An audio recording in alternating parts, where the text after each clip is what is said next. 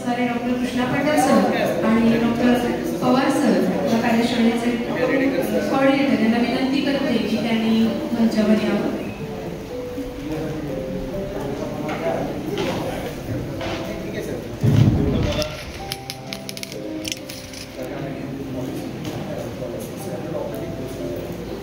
या कार्यशाळेचे coordinator professor doctor युवराज Pawar sir यांना विनंती करते की त्यांनी doctor Krishna Patil sir, director centre for distance and online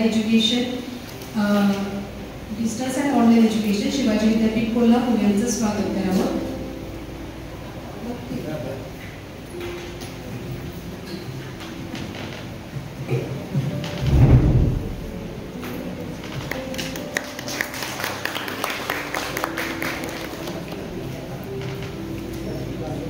धन्यवाद सर. यानंतर सरांचा थोडक्यात परिचय मी करून देत आहे. सर्वांना सर परिचयाचे आहेतच, तरीही एक फॉर्मल इंट्रोडक्शन म्हणून मी सरांचा आपल्यासमोर करून देत आहे. Doctor Krishna Patil, director centre for distance and online education Shivaji Vidyapeeth Kolhapur. सरांचं शिक्षण MA Sanskrit, MA, PhD, SET, NET शिक्षणशास्त्र विषयातून झालेलं आहे. सरांनी post graduate diploma in mass communication of education मध्ये केलेला आहे. सरांना एकूण 20 वर्षाचा अनुभव आहे.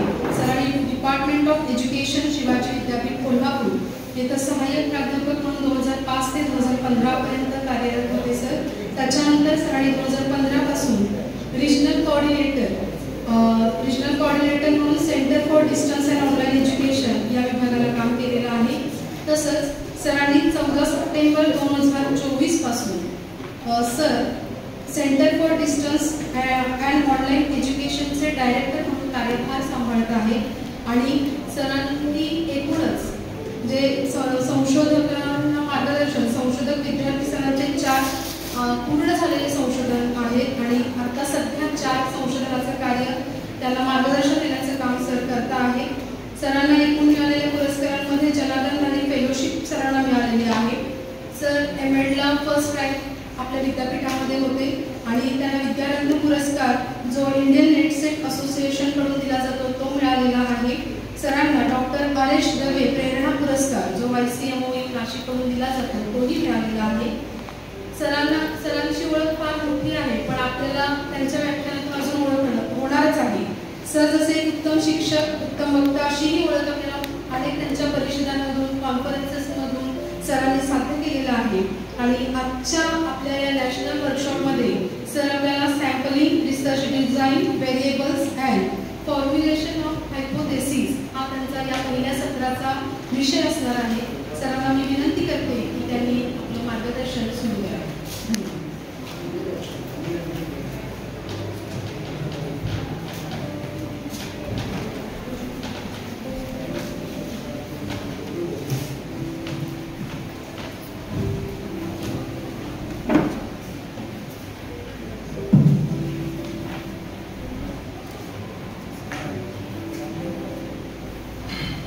धन्यवाद धन्यवाद शर्वरी पाटील ज्यांनी आत्ताच ओळख करून दिली. तसेच समोर बसलेले ज्यांनी खरं तर माझी ओळख निर्माण करण्यामध्ये भरपूर मोठा वाटा त्यांचा आहे. या शिक्षण क्षेत्रामध्येच मी ज्यांचं बोट धरून आलोय किंवा संशोधनामध्ये त्यांचं बोट धरून मी संशोधन शिकलो असे आझाद परिवारातील प्राचार्य वंदना जाधव मॅडम दिसत आहेत, धनवडे सर दिसत आहेत आणि संशोधनाचा जो माझा श्रीगणेशा ज्यांच्या हाताखाली झाला आदरणीय उपलाने मॅडम इथं आहे. आणि निश्चितपणे या ओळखीमध्ये माझे सर्व विद्यार्थी सहकारी यांचाही मोठा वाटा आहे आणि आज त्यांच्या समोर मला बोलायला मिळत आहे. एका अर्थानं तो खूप माझ्यासाठी आनंदाचा, अभिमानाचाही भाग आहे.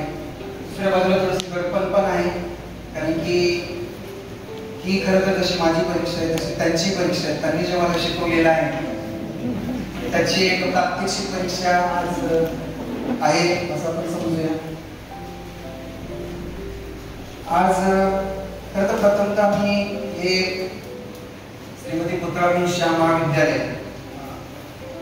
याचे डायनामिक प्राचार्य मर्जेश सर आणि त्यांची इंटायर टीम यांचं अभिनंदन करतो, त्यांना धन्यवाद देतो. अत्यंत महत्त्वाच्या विषयावर त्यांनी केवळ कार्यशाळा म्हणून आयोजित केलेली नाहीये, एक मिशन मोडवर म्हणून अत्यंत गरजा दिसते, ज्याला आपण आज म्हणतो की नीड बेस्ड शिक्षण असलं पाहिजे, नीड बेस्ड सगळं काम असलं पाहिजे, ते नीड अनालिसिस करणं आणि ते गरजा निश्चित अशा पद्धतीनं प्रत्येक सहभागी होणाऱ्या सदस्याची दखल घेऊन एक कस्टमाइज स्वरूपामध्ये ही कार्यशाळा आयोजित केलेली आहे. हा अत्यंत महत्त्वाचा भाग आहे. यामध्ये मला जे मुद्दे दिलेले आहेत त्याच्यामध्ये एकूण 4 भाग मला कव्हर करायचे. त्या दृष्टिकोनातून या सेशनची उद्दिष्ट मी असं समजतो की understanding the key concepts of sampling, research design, variables and hypothesis. माझ्या टॉपिकमध्ये सॅम्पल आहे तसं पूर्ण सॅम्पल म्हणजे पूर्ण त्या थिअरीचा पूर्ण भाग मी तुमच्याबरोबर काही इंटरॅक्ट करणार नाही, त्यामुळे सॅम्पल म्हणूनच तो असणार आहे. दुसरा भाग आहे की apply the theme in the context of doctoral research, particularly in the field of education. असा त्याच्यातला माझा भाग असेल की आपले विषय मी बघितलेले आहेत, की डॉक्युमेंट माझ्याबरोबर शेअर केलेले आहे तो, आणि खरा भाग आहे तो थोडासा आत्ता काही आणि याचा उत्तरार्थ जो आपल्या प्रत्यक्ष गट कार्यामध्ये होणार आहे ते मला एक अपेक्षित आहे. ते आहे reflections on own research design critically. ही कधी होईल थोडंसं आत्ता, आणि राहिलेला भाग उत्तरार्ध हा आपल्या गट कार्यामध्ये.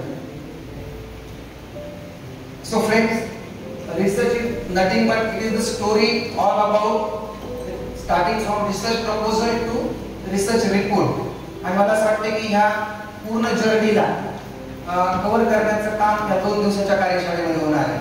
काही जण या जर्नीमध्ये एकदम पहिल्या स्तरावर आहे, जवळपास 6-7 जण तिथे प्रपोजल त्यांचा आत्ताशी झालेला आहे, आणि काही जण मात्र ते त्या रिसर्च रिपोर्ट या टप्प्यावर आलेले आहेत. परंतु या सगळ्यांना त्यांचा एक सहप्रवासी म्हणून आपण 2 दिवस या कार्यशाळेमध्ये काम करणार आहोत. This particular journey of research, sampling, design, variables and hypothesis act as a compass, as a map or as a milestones. So these 4 are very crucial and important concepts in research.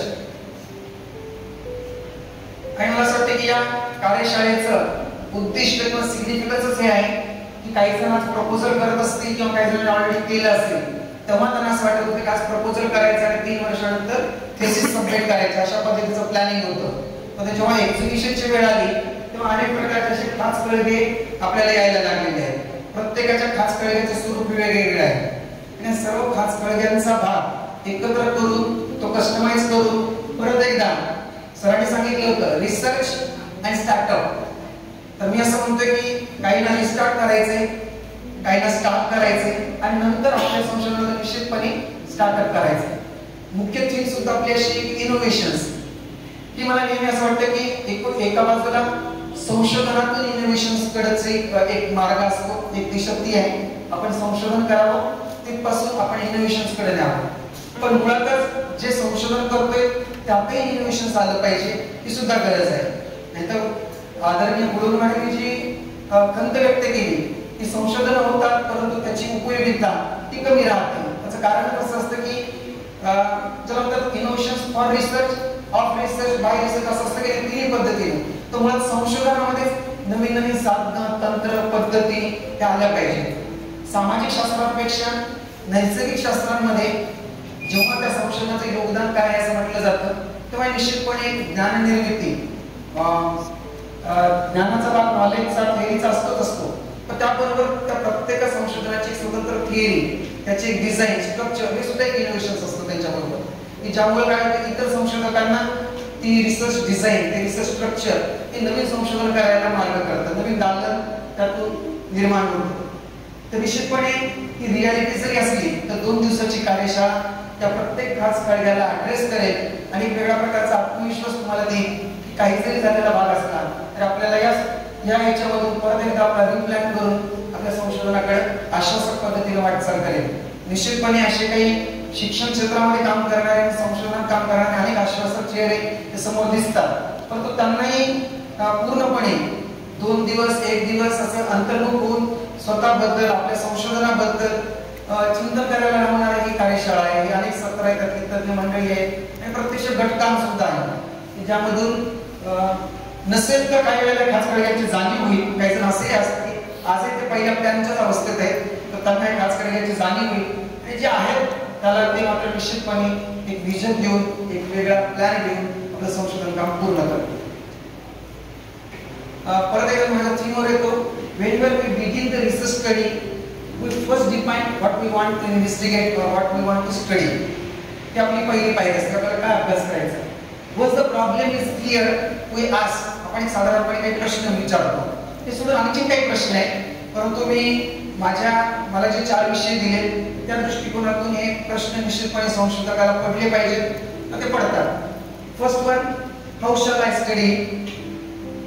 Second one, who will I study. Third question, with what tool. And last one, and how will I prove or disprove my assumptions or my hypothesis. या 4 प्रश्नांना सोबत घेऊन तो काय करत असतो, आपल्या अभ्यासाची वाटचाल करतो. मी विसरण्याच्या अगोदर आणखी एक महत्त्वाची गोष्ट सांगतो की गृहविभाग म्हटल्या त्याप्रमाणे मी सहमत आहे. काही वेळेला काही विविध कारणांमुळे मल्टीडिसिप्लिनरी मधले काही वेळेला इतरही क्षेत्रातले संशोधनाच्या भागाला तरी कमी जातो. काही संशोधकांबद्दल त्यांच्या याच्यावर चर्चा करतो. निश्चितपणे आपली रिपोर्ट रायटिंग खूप चांगली आहे. त्या पद्धतीने आपले व्हायरलचाही भाग अधिक चांगला होतो, संशोधनही चांगलं होतं. पण तुम्हाला एक गोष्ट नेहमी जाणवते की स्वतःपासून एक मार्गदर्शक पासून, स्वतः जेव्हा मी संशोधक होतो तेव्हापासून आजही जे विद्यार्थी माझे आहेत किंवा इतर विद्यार्थी काही टूल व्हॅलिडेशनला प्रोग्रामसाठी येतात तेव्हा त्यांना असे प्रश्न पडतात. परंतु या प्रत्येक प्रश्नाबरोबर आणखी एक प्रश्न पडायला पाहिजे, कारण की संशोधन हे it is a scientific process. तो म्हणजे का. त्या काचे उत्तर देण्यामध्ये बरेच जण आपण कमी पडतो. हाऊ शॅल आय स्टडी त्याचं एक उत्तर देत होतो, परंतु तेच का, आणखी काही पर्याय का नाही. अशा वेळेला तो एखाद्या पुस्तकाचा संदर्भ देतो किंवा मार्गदर्शकाकडे बघतो. परंतु प्रत्येक प्रश्नामागं आणखी एक प्रश्न पडणं गरजेचं आहे, तो म्हणजे का. हू विल आय स्टडी, तर अमुक अमुक काय teacher, parent, nice kind student, but why. तोच का, किंवा ही शाळा का, इतके स्टुडंट का, 10%च का, 15%च का. त्या वायचं उत्तर मला असं वाटतं प्रत्येक वेळेला as a researcher, as a investigator आपल्याला देता आलं पाहिजे. त्यामुळे मूलभूत प्रश्न हे 4 घेऊन मी आपल्याबरोबर जातो, पण प्रत्येक या 4 प्रश्नांबरोबर एक उपप्रश्न असणार आहे, तो म्हणजे Y. And that's where these 4 elements come into the play. म्हणजे कधी येतात, what we want to investigate तिथे येत नाही, पण ते निश्चित झालं. आपला एरिया ऑफ रिसर्च, आपला प्रॉब्लेम ऑफ रिसर्च निश्चित झाल्यानंतर आपल्याला पुढे या काही प्रश्नांची उत्तर देत जावी लागतात. आणि त्यातला पहिला प्रश्न आहे तो सॅम्पलिंग. एकूण 4 घटकांबद्दल संकल्पनांमध्ये आपल्या बरोबर बोलेल, संवाद करेल. त्यातला पहिला आहे sampling. Sampling tells us whom we will study. त्याचा पहिला जो प्रश्न होता पाठीमागे परत एकदा, हा जो प्रश्न आहे who will I study, त्याचं उत्तर सॅम्पलिंगच्या संदर्भात असतं. Sampling tells us whom we will study. It's about selecting a small. त्या 2 महत्त्वाच्या गोष्टी आहेत. Selecting a small yet representative group from a larger population. त्याला सर्व जनसंख्येचं प्रतिनिधित्वही करायचं एका बाजूला, आणि दुसऱ्या बाजूला ते खूपच मोठं पण असतं कामा नये. मी परत एकदा विचारतो, म्हणजे आपण संशोधक म्हणून मी बऱ्याच वेळा विद्यार्थ्यांना विचारतो किती टक्के तुम्ही निवडलेले आहे. उदाहरणार्थ मी पाटील विचारतो किती टक्के तुमचा सॅम्पल साईज आहे. विद्यार्थी उत्तर देतो 10%, 15%. आणि अगदी तितकंच का म्हटलं, स्टँडर्ड उत्तर अनेक जण देतात ते म्हणजे 10%. आणि तेवढंच का, तर याचं उत्तर देतात की कॅरेटच्या पुस्तकात दिलेलं होतं, कोठारीच्या पुस्तकात आहे ही साईज एकूण पॉप्युलेशन जास्त आहे. तुमचं पॉप्युलेशनच 100 असेल तरी तुम्ही तेवढं 10% 10च निवडणार का. म्हणजे 5000च्या पुढे गेल्यानंतर 10%, तर तिथं ते टक्केवारी तेवढीच का. त्याचं उत्तर मला असं वाटते the nature of sampling unit. त्या सॅम्पल युनिटचं स्वरूप काय आहे. त्या सॅम्पल युनिटमध्ये वेदर इट इज हेट्रोजिनियस और होमोजिनियस. म्हणजे समजा एका पोत्यातल्या साखरेला ते किती गोड आहे साखर, ही जर मला सांगायची असेल किती कण खावे लागतील, 1, 2, 3 मुठभर, तर 2 कण सुद्धा पुरेसे आहेत. ती कळेल बाबा साधारणतः ती काय आहे वगैरे. परंतु प्रत्येक साखरेच्या कणाचं आपल्याला वजन सरासरी किती आहे हे बघायचं असेल तर निश्चितपणे 1-2 पेक्षा जास्त लागते, कारण की त्याच्यामध्ये विविधता आहे. तर गोडीपेक्षा त्याच्या वजनामध्ये किंवा त्याच्या आकारामध्ये विविधता असते, म्हणून निश्चितपणे काय होईल, त्यावेळेला सॅम्पलची साईज ही पहिल्यापेक्षा वेगळी असते. सॅम्पल युनिटमध्ये which characteristics you are interested more. त्या कुठल्या गुणवैशिष्ट्यामध्ये, साखरेच्या रंगाबद्दल आहे, साखरेच्या गोडीबद्दल आहे, साखरेच्या वजनाबद्दल आहे, चाकणीच्या आकाराबद्दल आहे, त्यानुसार सॅम्पल साईज आपली बदलेल. म्हणजे विद्यार्थी तोच असला तर त्याचं नेमकं काय बघायचे आणि ते गुणवैशिष्ट्य किती प्रमाणात ते होमोजिनियस आहे, हेट्रोजिनियस आहे, हा त्यातला महत्त्वाचा भाग आहे. आणि मग त्याच्यानुसार बऱ्यापैकी विविधता असण्याची शक्यता असते, तर ती ऍड्रेस करून आपण सॅम्पल साईज ठरवली पाहिजे. आणि त्याच्यामध्ये दिलेलं असतं की आपण बऱ्याच वेळा म्हणतो यादृच्छिक निवड करतो. यादृच्छिक निवडमध्ये काय आहे, ईच युनिट हा independent and equal chance to select in sample frame मध्ये sample मध्ये निवडण्याची पॉसिबिलिटी असली पाहिजे. आणि मग मी म्हणतो की तुम्ही जर समजा नमुना एखादा कसा निवडला तर लॉटरी टेक्निकने निवडला. मी म्हणतो सांगा त्याचं वर्णन कसं करतो. मग ते म्हणतात 100 होत्या चिठ्ठ्या केल्या, त्यातली एक उचलली, दुसरी उचलली, तिसरी उचलली आणि पुन्हा 10 उचलल्या. पण ही टेक्निक खरोखर सायंटिफिक आहे का? जेव्हा आपण पहिली चिठ्ठी उचलते तेव्हा पहिल्यामध्ये 100 मधून एक निवडले जाण्याची प्रोबॅबिलिटी 1/100 भागिले इतकी होती. पण जेव्हा तुम्ही 91 वाढवता तेव्हा ती पॉसिबिलिटी आणखी वाढते, तेव्हा तो इक्वल चान्स नसतो राहत. तर ही बाब म्हणजे त्यातले बारकावे आपल्याला लक्षात आलेले नसते की आपण काय करतो, मग काही केलेले नसतं बऱ्याच वेळेला. आणि गमतीने असं म्हणतो की इनोव्हेशन इन रिसर्च नसतं, परंतु रिसर्च मध्ये अशा अनेक इनोव्हेशन हा प्रबंध तपासताना व्हायवा चालू असताना आपल्याला बघायला मिळतात. तर शक्यतो आपल्या संशोधन प्रक्रियेत किंवा संशोधनाच्या प्रबंधात असे काही इनोव्हेशन आणण्यापेक्षा इनोव्हेशनच्या दृष्टीने सायंटिफिक बेस आपण स्टार्ट पासून शेवटपर्यंत दिला. आणि अनेक वेळेला दुसरी बाब होते की केलेलं असतं ते रिपोर्टिंग नसतं. आपल्या रिपोर्ट मध्ये झाली ही थोडीशी मुली त्याच्यामध्ये जाणवते. बाबाच्या वेळेला विचारलं की ते सांगतात हे केलं होतं. मग तुम्ही नुसतं रँडम म्हटलं, टेक्निकचा उल्लेख केला नाही, तो तुम्ही रिपोर्ट मध्ये करणं आवश्यक होता. तर याही बाबी केल्या पाहिजे. म्हणून इथं दिलेले की सिलेक्टिंग ए स्मॉल गेट रिप्रेझेंटेटिव्ह. स्मॉलचा अर्थ काय होतो, प्रत्येक प्रतिनिधी. मग काही जण म्हणतात की 100 पैकी मी 100 निवडतो, काय प्रॉब्लेम नाही. पण ते तुमच्या याच्यावर नाही ना. उगाच 90 लोकांचा तुम्ही वेळ खर्च केला, श्रम खर्च केले, रिसर्च एथिक्स मध्ये पण बसणार नाही. तुमची पण तयारी आहे 100 जणांकडून डेटा घ्यायचा. परंतु त्याला एक संधी असताना तुम्ही रॅन्डम निवडू शकत असताना सुद्धा तुम्ही बोलला गेला. म्हणजे तुम्हाला काय वाटतं, तुम्हाला काय जमतं, तुमची काय पोटेन्शियल आहे. एका वायवाला एक जण म्हटला मॅडम की सिनॉप्सिस पेक्षा मी सगळ्यांना प्रबंधच देणार आहे. म्हणजे त्याची क्षमता खूप मोठी होती. परंतु नंतर त्या प्रबंधाचं करणार काय, तुझ्या खूप आवडीचा आहे तो. म्हटलं मी 20 जण आले तर मी 20 सिनॉप्सिस देण्याचे मी 20 प्रबंध देतो. तसे काही जणांच्या आर्थिक वेगवेगळ्या क्षमता खूप मोठ्या असतात. मग तो प्रश्न तुमच्या क्षमतेचा नाही, प्रश्न इतिहासचा पण आहे. जर 100 मधून 10 देऊन ते काम करत असेल तर तुम्ही 90 जणांचा वेळ खर्च करता. त्यामुळे स्मॉल पण काळजी काय घ्यायची, गेट रिप्रेझेंटेटिव्ह ते आहे का, ते याच्याबद्दल दिलं पाहिजे. बरेच जण तो एक विचार करतात की मला जमलं सर, लोकांनी दिला प्रतिसाद म्हणून तो मी घेतला, असं नाही होणार. Larger the quality of your data heavily depends on how will you define and select your sample. दोन्ही भाग आहेत. इथे define the sample means heterogeneous होता, agency होता, नॉर्मल प्रोग्रामिंग कर्व नुसार त्याचं ते स्वरूप होतं. पण ते डिफाइन सुरुवातीला केलेलं नसतं, नुसतंच तो सॅम्पल युनिट बद्दल बोलतो. ते थोडीशी गंभीर बाब होऊन जाते. त्यामुळे त्याचं डिफाइन करणं म्हणजे आपल्याला ज्या गुणवैशिष्ट्याच्या संदर्भात त्या याच्यामध्ये अभ्यास करायचा त्या गुणवैशिष्ट्याचं स्वरूप थोडंसं चर्चेला घेतलं पाहिजे. Second one is research design. Research design is your blueprint. It determines how. तो जो second प्रश्न होता त्यातला, how the study will be conducted, whether it's descriptive, experimental, historical, or mixed method or multi method. जी कुठली आहे ती method आणि त्यातली डिझाइन ही तुम्ही काय केली पाहिजे, डिस्कस केली पाहिजे. आता याबद्दल सुरुवातीपासूनचं माझं निरीक्षण आणि आताचं वाचन सांगतो की रिसर्च डिझाइन म्हटलं की आपण फक्त एक्सपेरिमेंटल रिसर्च डिझाइनची चर्चा आधी करतो. पण बऱ्याच वेळेला कोल्हापूर, शिवाजी युनिव्हर्सिटी, पुणे, सोलापूर हे सोडून जेव्हा रेफरी येतात तेव्हा सर्वेला सुद्धा ते विचारतात की तुमची रिसर्च डिझाइन काय होती. तेव्हा structure of research, conducted research हे आपल्याला सांगता येतं आपल्या विद्यार्थ्यांना आणि ते त्याच्यात नमूदही केलेलं नसतं. तर ती रिसर्च डिझाइनचा अर्थ होतो research structure, plan of action कसा होता तो. आणि तो सगळ्यांचा जरी सर्वे असला तरी फॉर्म स्टार्ट ते फॉर्म्युलेशन करण्यापासून ते एक्झिबिशन, डेटा कलेक्शन करण्यामध्ये कुठलं स्ट्रक्चर आणलं. तर मी तुम्हाला जे सांगितलं की नॅचरल सायन्सेस मध्ये प्रत्येक स्ट्रक्चर बऱ्याच वेळेला वेगवेगळ्या स्वरूपाचं असतं आणि ती रिसर्च डिझाइन याबद्दलही चर्चा यामध्ये केलेली असते. It ensures that your approach is logical, systematic and aligned with your research objectives.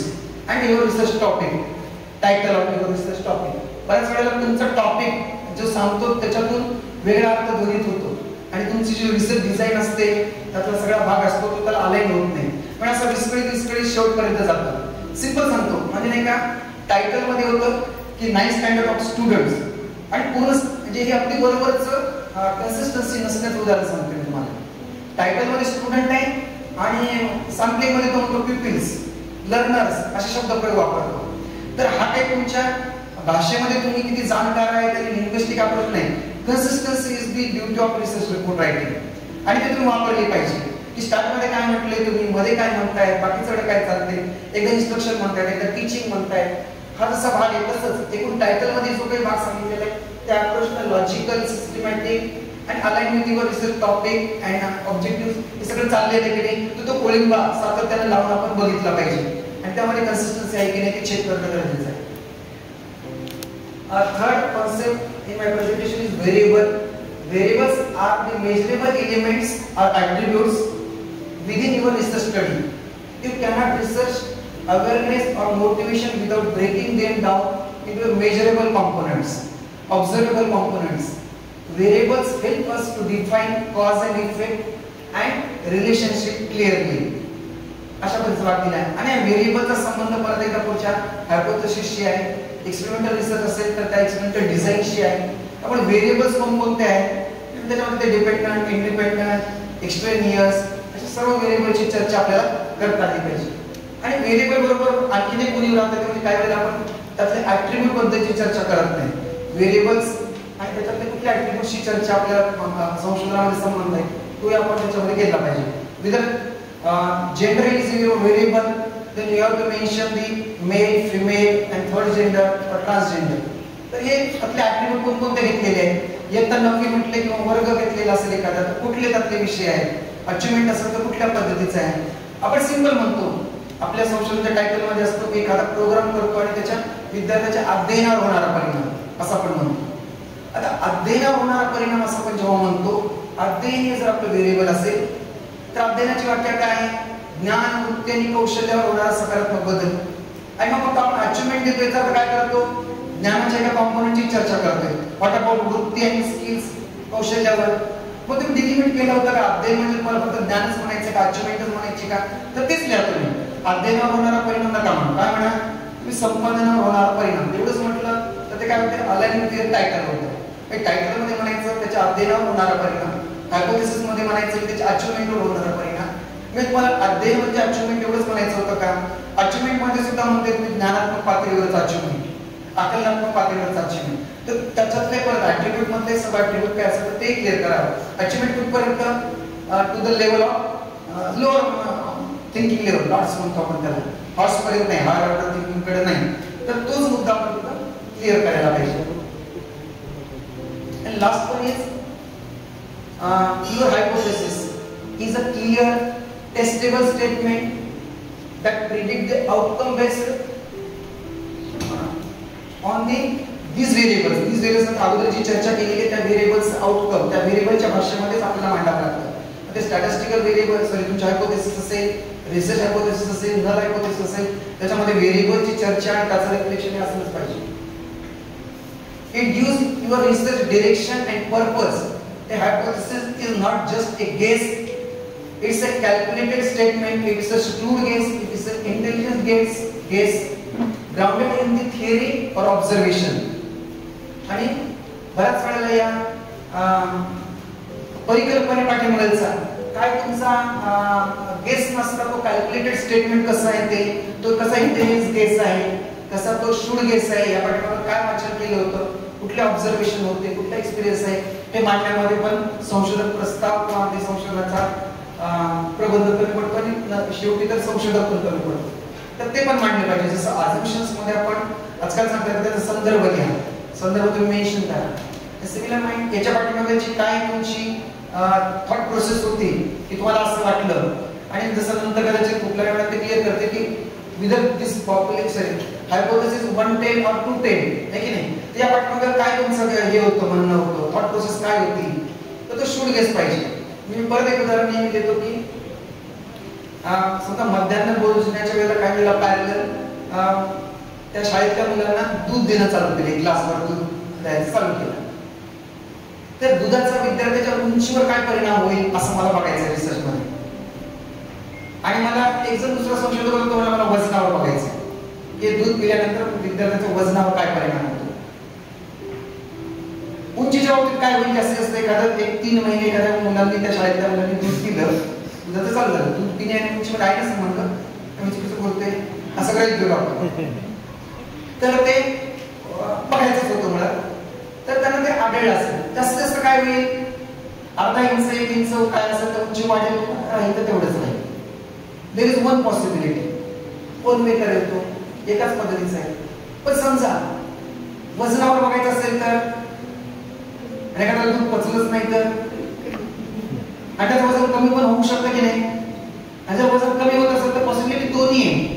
तुम्ही वाचलेला रिसर्च सांगत असेल की त्या दुधामुळे वजन पण वाढतं, पण मुळात आमचे विद्यार्थी किंवा ते दूध किंवा दूध पिण्याची जी वेळ, या सगळ्या कारणांमुळे जर त्यांच्या वजनावर विपरीत परिणाम झाला तर आपण 1 महिने जायचं का, 110 जायचं का, without we should go with 210, तरी पॉसिबिलिटी असते. जेव्हा तुम्ही म्हणता की आम्ही काहीतरी प्रोग्राम करतो, तो ॲडिशनल आहे का ट्रीटमेंट, का ती मूलभूतच ट्रीटमेंट आहे, ते दिल्यानंतर समजा ट्युशन लावल्यामुळे विद्यार्थ्यांच्या शिकवणीवर अध्ययनावर होणारा परिणाम.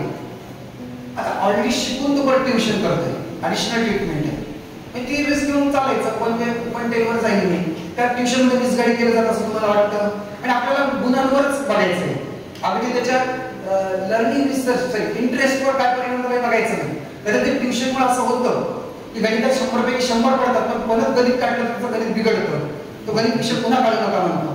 नाही, ते इंटरेस्टवर असेल तर मे बी 210, कळलं की नाही, ट्युशनमुळे काय झालं, त्याचे गुण वाढले की नाही ते बघायचं असेल तर अशा अनेक बेस आहेत. मला सांगायचं एवढंच हेतू होता की it is a calculated guess, it is a calculated statement, it is a shrewd guess, intelligence guess. मग काय आपण स्ट्रूड म्हणतो, इंटेलिजन्स म्हणतो, लॉजिकल म्हणतो. What is the logic behind your hypothesis, हे आपण क्लिअर करणं गरजेचं आहे. So in short, sampling is who. आपण 4 प्रश्न सुरुवातीला मांडले होते. Answer about the who, design is how, variable are what, and hypothesis why we expect the particular outcome. असे 4 प्रश्नांचे उत्तर देणारे हे 4 मुद्दे आहेत. अर्थात मी परत एकदा विचारतो की जसे प्रश्न मी इथं विचारले तसे कोणत्या प्रकारची माहिती मिळवायची. माहिती जेव्हा येतो, कारण त्याच्यानंतर सेकंड सेशन खंडाळेसर घेतील, जेव्हा डेटा कलेक्शनचा मुद्दा येतो तेव्हा डेटा संदर्भात 3 प्रश्न येतात. कोणत्या प्रकारची माहिती पाहिजे, ती कोणाकडून मिळवणार आहे आणि ती कोणत्या साधनाने मिळवणार आहे, ठीक आहे. तर हे 3 मध्ये सुद्धा एक भाग आहे. त्याचा मुद्दा सुरुवातीला स्टार्ट होतो. कोणती माहिती पाहिजे, टायटल उद्दिष्ट क्लिअर करते. कोणाकडून ती मिळवणार आहे, सॅम्पल सांगतं. आणि ती माहिती कशी संकलित करणार आहे, tools and techniques of data collection or information. माहिती, तथ्य, आधार सामग्री, संकलनाची साधनं तंत्र जी असते त्याच्या मदतीने तुम्हाला होतं. So understanding in align this 4 creates the conceptual backbone or framework of your PhD research. Once this is strong, everything else flows smoothly. हे जर 4 गोष्टींची क्लॅरिटी सुरुवातीला असेल तर, नसेल तर मग काय करतो आपण, हळूहळू ते अलाइन करायला लागतो एकमेकांशी, आणि मग ते काही कामाला जुळत नाही. आणि सर म्हटले तसं, गुरुवाडे म्हटले की फर्स्ट स्टेपला तुम्ही अडकळला की नंतरचा तो अडकळण्याचा प्रवास सारखा राहतो. आणि मग तो उपलब्ध परिस्थितीमध्ये त्याला कसं पुढे न्यायचं एवढंच बघणं आपल्या हातात उरतं. तर ते नव्हता. हा एक असं म्हणतात की ती एका बाजूला इंटेलेक्च्युअल आहे प्रोसेस, एका बाजूला सायंटिफिक आहे, अभ्यास करायची, आणि असा क्वेश्चनिंग ॲटिट्यूड, म्हणजे क्वालिटीज ऑफ रिसर्चर मध्ये म्हणतात की क्वेश्चनिंग ॲटिट्यूड त्या रिसर्चकडे असला पाहिजे. मला असं वाटतं की एकीकडे त्या पूर्ण काही तुमचे 3 वर्षापासून तुम्ही अधिक सखोल संशोधन करणारे असाल तर 4, 5, 6, 7 वर्षांमधला कालावधी, एका बाजूला तुमच्या अभ्यासाच्या एरियावर प्रबंधामध्ये महत्त्वाचं काम करतोच, पण त्याबरोबर तुमच्या क्वेश्चनिंग ॲटिट्यूडवर, तुमच्या सायंटिफिक थिंकिंगवर खूप मजबूत काम त्यानं केलं पाहिजे. अनेक मिसकन्सेप्शन्स, अनेक पूर्वग्रह घेऊन आम्ही अध्यापनाचे काम करतो. तर आमच्या अध्यापनाला एक संशोधनाची दृष्टी याच्या माध्यमातून येऊ शकते. म्हणजे विद्यार्थी म्हणतात की अधिक मार्क मिळाले जीवनामध्ये अधिक यश मिळतं, नाही.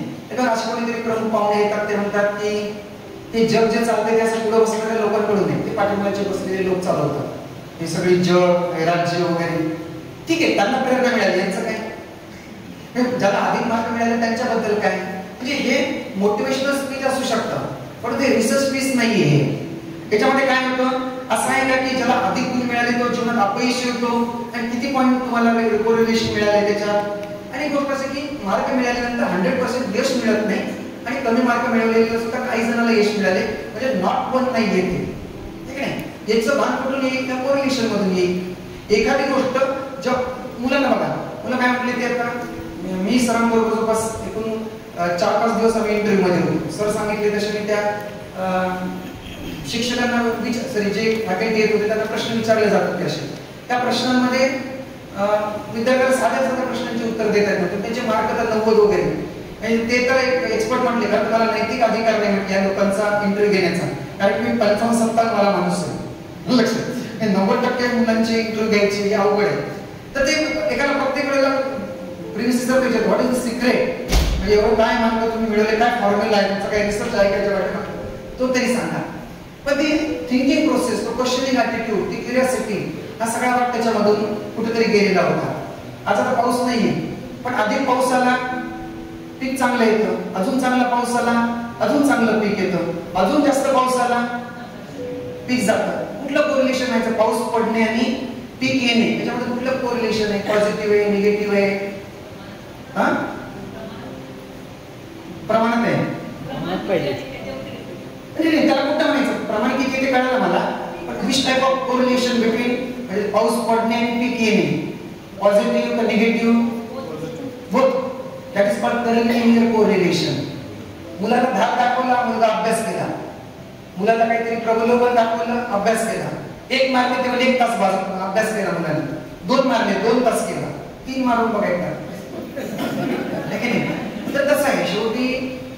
पण सांगायचं तेवढंच होतं की या सगळ्यांमधून जे हायपोथेसिस आहेत, व्हेरिएबल्स मध्ये कोरिलेशन आपण समजून घेण्याचा प्रयत्न करतो, कॉज आणि इफेक्ट समजून घेतो, ते केवळ संशोधनापुरतं नाही.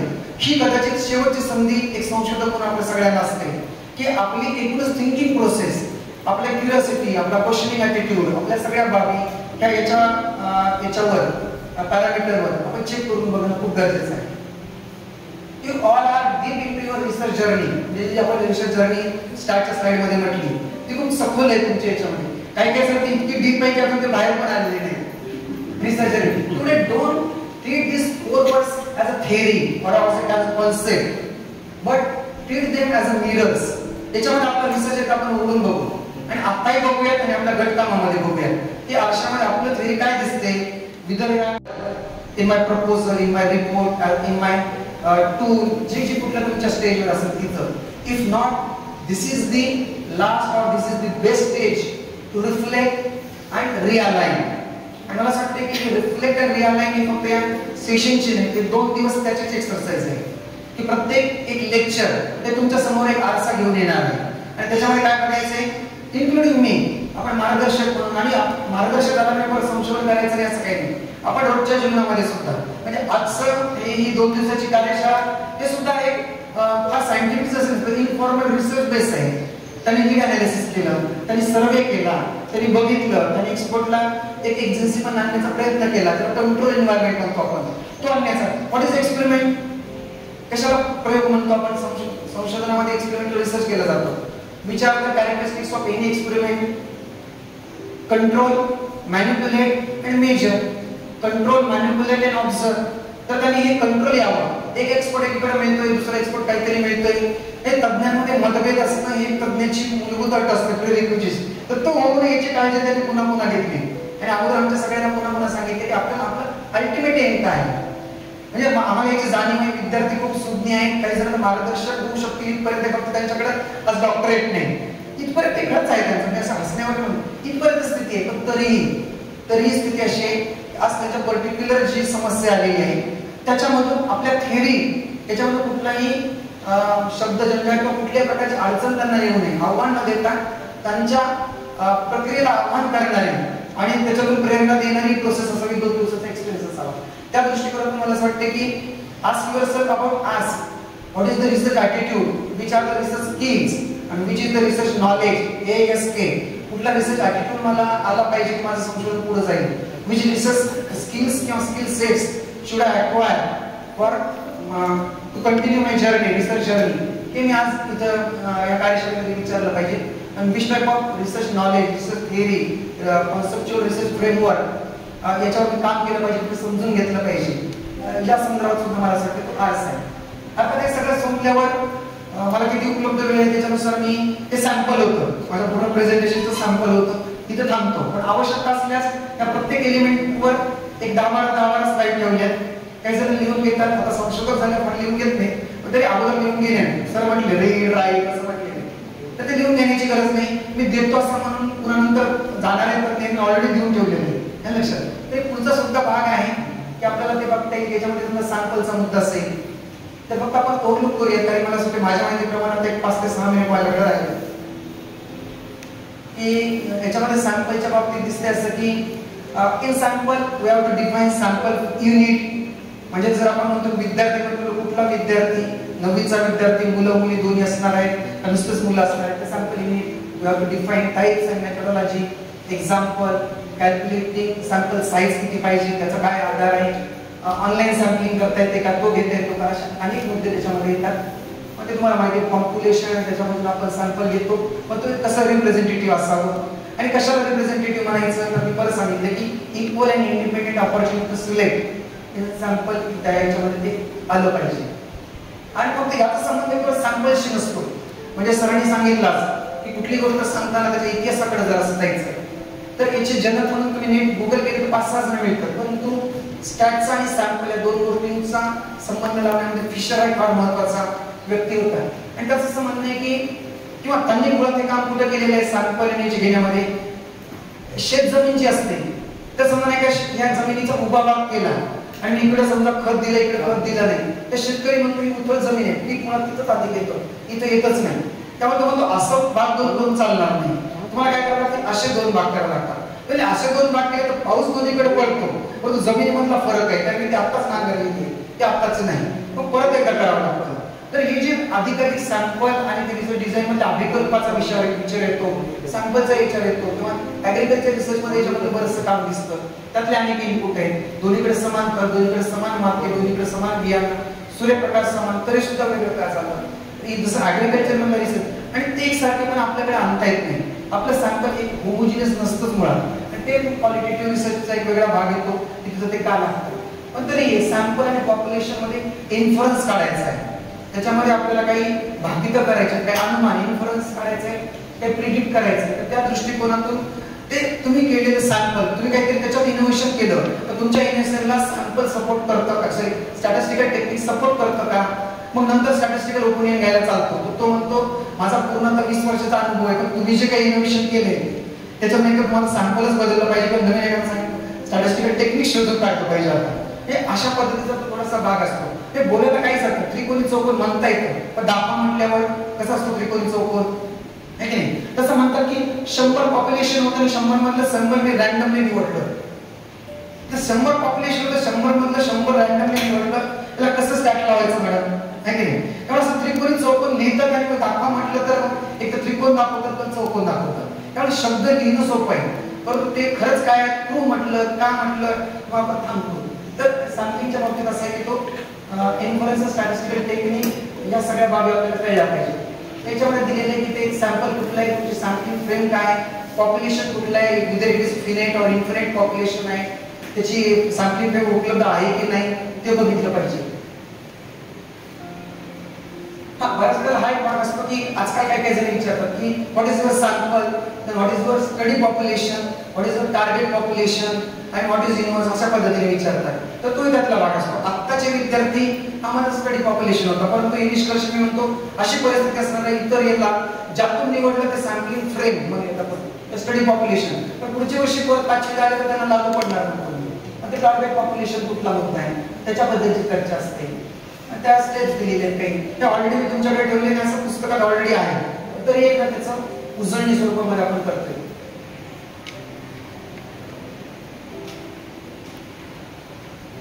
आणि जर सॅम्पलिंग मेथड्स म्हणजे त्यातले काही टेक्निक आणखीन एक बघतो की आणखीन एक शब्द वापरला जातो sampling design. Sampling method, sampling technique आणि सॅम्पलिंग डिझाईन. आता बघा, एखाद्या संशोधनामध्ये पालक, शिक्षक आणि विद्यार्थी तिघांचे मी काहीतरी साधन देऊन माहिती संकलित करणार असतो. मी पालकांची करतो तेव्हा रँडमली निवडलं, विद्यार्थ्यांची निवडली तेव्हा काय कोटा सॅम्पलिंग केलं, मी टीचरची करतो तेव्हा आणखी सिस्टमॅटिक सॅम्पलिंग केलं. ते सगळे मिळून माझी डिझाईन कुठली होती, हा एक मुद्दा सांगितला मी, तो डिझाईन मध्ये असावा. किंवा दुसरा मुद्दा सांगतो मी तुम्हाला, जिल्ह्याची निवड करत असताना मी रँडम सॅम्पलिंग केली. 30 जिल्ह्यामधून 5 जिल्हे निवडले किंवा चिठ्ठ्या टाकल्या 36च्या आणि त्यातले 5 जिल्हे निवडले. पण 5 जिल्ह्यामधून मी जेव्हा तालुके निवडतो तेव्हा मात्र कोटा केला आणि तालुका निवडून मी जेव्हा विद्यार्थी किंवा शिक्षक निवडतो पुन्हा तिसरा निवडला. त्याचे 3 टेक्निक किंवा 3 मेथड मी एकत्र वापरल्या त्या डिझाईन मध्ये आल्या पाहिजे. एकच एक वापर नॉट नेसेसरी, वापरू शकता. मी आता असं म्हणतोय जर पहिल्यांदा रँडम, दुसऱ्यांदा रँडम, तिसऱ्यांदा रँडम, पण आपली खोटं वाटावं इतकं ते करायची गरज नाही. म्हणजे अलाऊ आहे तसे ते करायला हरकत नाही. तर ते कुठलं आहे तुमचं, त्याच्याबद्दलचे काय बाबी हे केल्या पाहिजे. याच्यामध्ये असल्यामुळे जरा समजायला सोपं जातं. नंतर हळूच तुम्ही ते बघू शकता, हळूच तुम्ही सावकाश बघू शकता. हे सिंपल रँडम सॅम्पलिंग काय, क्लस्टर कसा असतो, सिस्टमॅटिक सॅम्पलिंग, स्ट्रॅटिफाईड रँडम सॅम्पलिंग कसं होतं. तर याही मदतीनं आपलं खरंच कसं आहे का, म्हणजे आपल्याला डोक्यात जे वाटत होतं तेच याच्यातून दिसतंय का, याची चर्चा त्याच्यावर विचार करायला हरकत नाही. मग हे नॉन प्रोबॅबिलिटी मध्ये आहे सिंपल, सिस्टमॅटिक, स्ट्रॅटिफाईड आणि क्लस्टर. हा सॅम्पल जर जास्त लहान आहे माझं ते दिसत नाही बरोबर. तर पुढचीच काही केलं असं दिसते का बघायला, प्रत्येक वेळेला तुम्हाला करावं लागेल. असं काय फार आत्ताच बघायची गरज नाही. नॉन प्रोबॅबिलिटी मध्ये दिसतंय ते आणखी नाही काय. Convenience, purposive, quota, snowball. Snowball एक क्वालिटेटिव्ह रिसर्च मध्ये बऱ्याच वेळेला वापरलं जातं. एखाद्याला माहित नसेल तर मुद्दाम याचा थोडासा उल्लेख करतो. आपल्याला काय करायचंय, कोरोनामध्ये काही जणांचे आई वडील, आई गेले, वडील गेले, सिंगल पॅरेंट झालेले. आता समजा सांगलीमध्ये सिंगल पॅरेंट असतील का नाही, असते. पण तिथे कुठे यादी आहे का आपल्याला सिंगल पॅरेंटची, आपल्याला त्यांची त्या पाल्याला येणाऱ्या अडचणी, त्या सिंगल पॅरेंटिंगमध्ये त्यांना काय अडचणी ते बघायचं. कुठे यादी आहे का, कुठे पॉप्युलेशन सापडतं का नाही. अशा वेळेला काय करायचं, जी कुठली एनजीओ असेल, जर 4 जण मिळाले त्यांच्याशी बोला, तर अजून असं कोणी आहे का तुमच्या पाहण्यात, तर ते म्हणतात अजून ते 2 होते, परत त्यांच्याकडे जायचं. असं एक कर, दुसऱ्याला, दुसरा कर, तिसऱ्याला, असं लागत लागत लागत आपण ते पूर्ण आपलं सॅम्पल कव्हर करतो. तर क्वालिटेटिव्ह मध्ये ते सुद्धा सफिशियंट आहे. ॲडव्हान्टेजेस, कॅरेक्टरिस्टिक्स,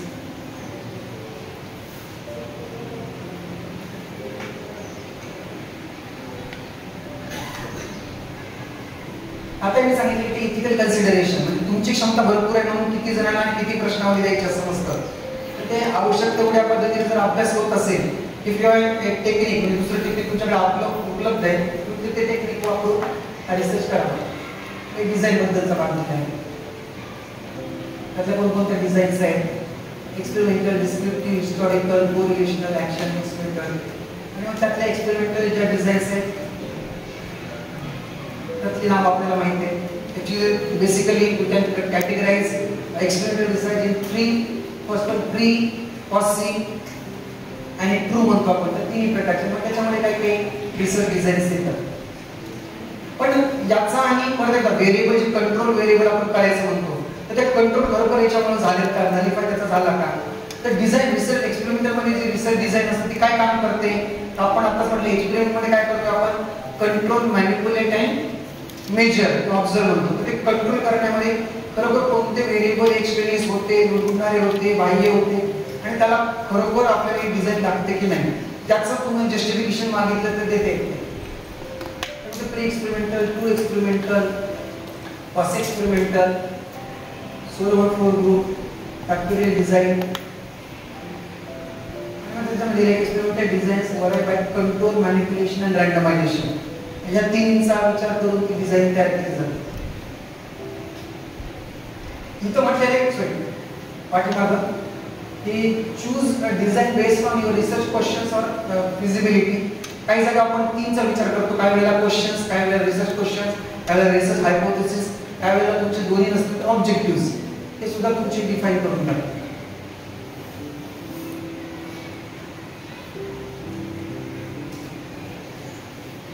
पुढचा मुद्दा आहे तो फॉर्म्युलेशन्स ऑफ हायपोथेसिस आणि त्याच्या अंतर्गत व्हेरिएबलची चर्चा आहे. Hypothesis as an assumptions about the relation between variables, two or more variables, आणि कशा प्रकारचं असतं तर कॉज अँड इफेक्ट, कोरिलेशन, अशा प्रकारचं रिलेशन व्यक्त करणारं एक विधान असतं. ऑलरेडी त्याची चर्चा झाली आहे. त्यामुळे फार नवीन काय असेल तर आपण ते बघू. इथं दिलेले बघा व्हेरिएबल्स मध्ये काय ऍट्रिब्यूट दिलेले आहेत. एज असेल तर 5 वर्ष कंटिन्यूअस व्हेरिएबल आहे का डिस्ट्रिक्ट हे केलेले आहे, म्हणजे आपण म्हणतो सतत चालणार आहे का मध्ये स्प्लिट होत असेल, हे आपण त्याच्यामध्ये बघितलं पाहिजे. त्याचा संबंध स्टॅटशी येतो. Age, production unit, sex, gender, आणखी काय काय बाकी हाईट, वेट, त्याच्या व्हॅल्यूज बघितले. इथे दिलेले की सेक्स आणि जेंडरचे 2 ऍट्रिब्यूट, मेल फिमेल किंवा 3 असतील तर 3. ऍग्रीमेंट म्हटलं तर स्ट्रॉंगली ऍग्री, न्यूट्रल, डिसऍग्री, स्ट्रॉंगली डिसऍग्री, 5 ऍट्रिब्यूट्स आहेत. म्हणजे ऍट्रिब्यूट आपण म्हणजे आता सांगितलं तसं ते क्लिअर करत नाही. एक्सट्रेनियस, डिपेंडेंट, इंडिपेंडेंट, ज्याच्यावर परिणाम पाहायचा आहे तो डिपेंडेंट, जे प्रोग्राम आहे जे मॅनिप्युलेट करतोय तो इंडिपेंडेंट, त्याचा परिणाम तिकडे पाहतो, परंतु तसं होत असं नाही, अनेक बाबी त्याच्यामध्ये परिणाम करतात. तर research hypothesis is a predictive statement that relates an independent variable to a dependent variable. इथे म्हटलेलं आहे की hypothesis must content at least one independent variable आणि डिपेंडेंट व्हेरिएबल, एकापेक्षा जास्तही असू शकतात.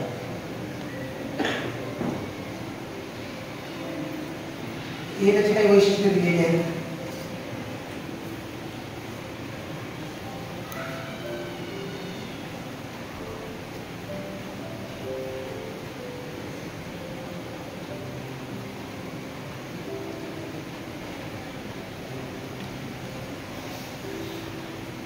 आता उल्लेख केला त्याचं उदाहरण सुरुवातीला दिलं, नॉन डिरेक्शनल किंवा डिरेक्शनल हायपोथेसिस कुठला आहे, त्याचा कोणते रिलेटेड कुठले आहे त्याचा विचार त्याच्यामध्ये आला पाहिजे.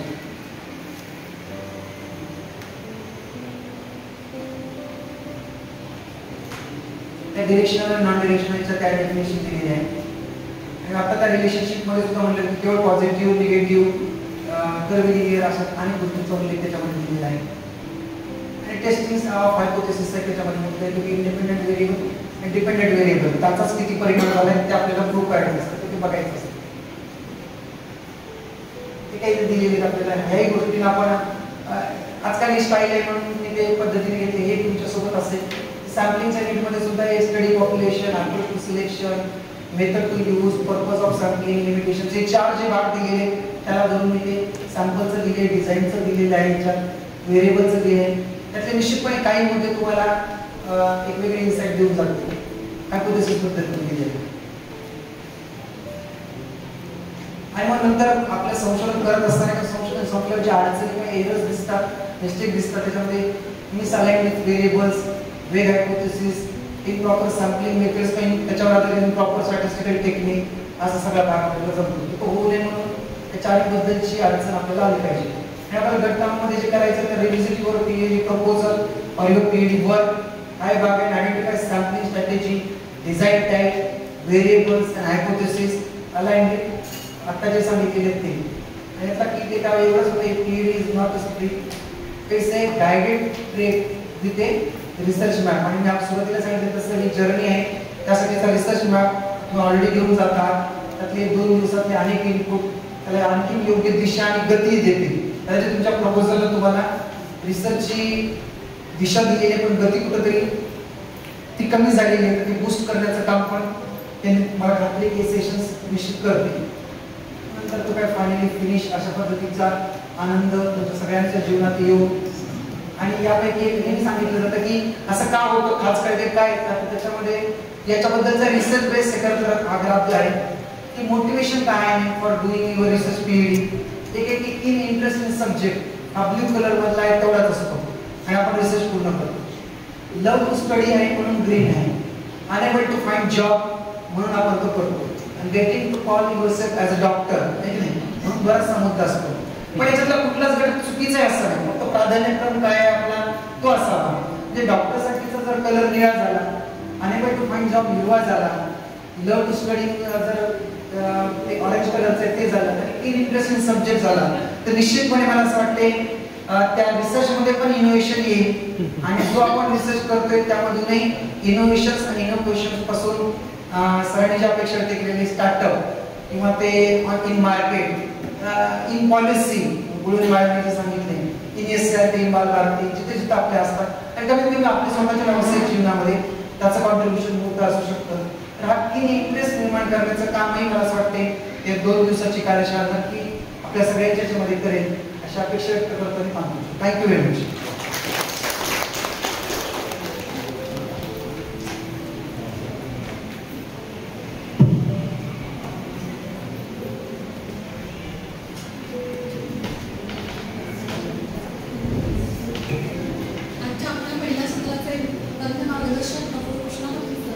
संचालक दूरस्थ शिक्षण आणि ऑनलाईन शिक्षण केंद्राचे संचालक यांनी आज आपल्याला sampling, research design, variables, formulation of hypothesis याविषयी अतिशय कमी वेळामध्ये मुलाचं मार्गदर्शन आपल्याला केलेलं आहे. आणि हे मार्गदर्शन संशोधक विद्यार्थी आणि आपण सर्व संशोधक मार्गदर्शक यांना दिशा देण्याचं काम करेल अशी आशा व्यक्त करते आणि मी सर्वांचे महाविद्यालयाच्या वतीने आभार मानते. यानंतरचं सेशन आहे ते PS खंडाळे सर यानंतरचं मार्गदर्शन. औपचारिक सत्र संपलेलं आहे. फक्त असं म्हणतात की खूप शिकायचं होतं, शाळा आणि शिक्षक